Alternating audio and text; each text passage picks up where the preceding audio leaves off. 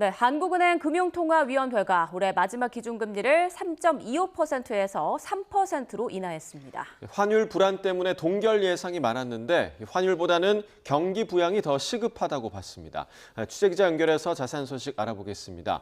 류한홍 기자, 한은금통위가 깜짝 인하를 단행한 배경 전해주시죠. 네, 한은금통위는 오전 9시부터 회의를 열었는데 9시 50분쯤 기준금리를 인하하기로 결정했습니다. 지난달 11일 기준금리를 3.5%에서 3.25%로 인하했었는데 이달에 또 3.0%로 인하했습니다. 이로써 한국과 미국의 정책금리 차이는 1.5%에서 1.75%로 더 벌어졌습니다. 지난달 3년 2개월 만에 통화정책 기조를 긴축해서 완화로 바꿨는데 완화 기조를 계속 이어갔습니다. 한은은 통화정책 방향에서 성장의 하방 압력이 증대된 점을 금리 인하의 주된 이유로 밝혔습니다. 환율 변동성이 확대됐지만 물가 상승률이 안정되고 가계부채 둔화 흐름이 이어지는 가운데 성장의 하방 압력이 증대됐다고 설명했습니다. 이창용 한은 총재의 말을 들어보겠습니다. 환율 변동성이 확대되고 있지만 물가 상승률이 안정세를 보이고 가계부채 증가세 둔화 흐름이 이어지고 있는 가운데 성장의 하방 압력이 증대되었습니다. 이에 따라 오늘 금융통화위원회는 기준금리를 추가 인하하여 성장의 하방 리스크를 완화하는 것이 적절하다고 결정하였습니다.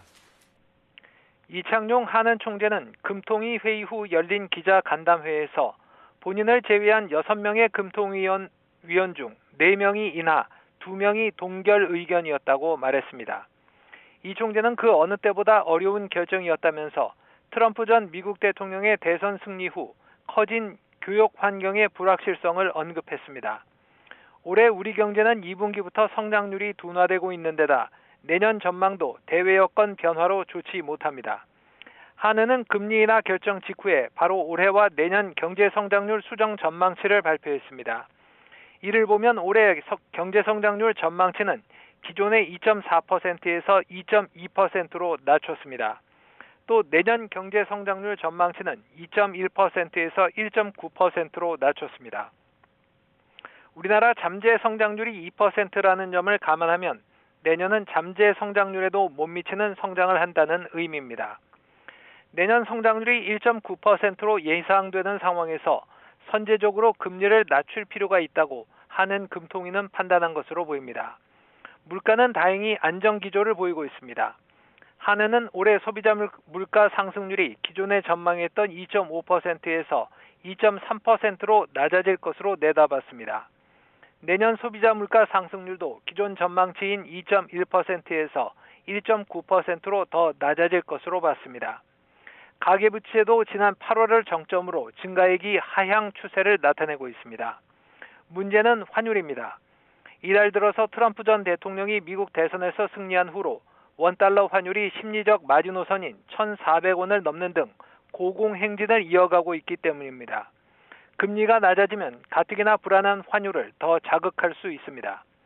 한은은 환율 변동성이 커질 경우 정부와 함께 다양한 시장 안정화 조치를 통해 관리하겠다고 밝혔습니다. 서울 외환시장에서 오전 8시 25분 기준으로 1,396원까지 올랐던 원달러 환율은 현재 소폭 하락한 채 등락을 거듭하고 있습니다. 지금까지 YTN 유환홍입니다.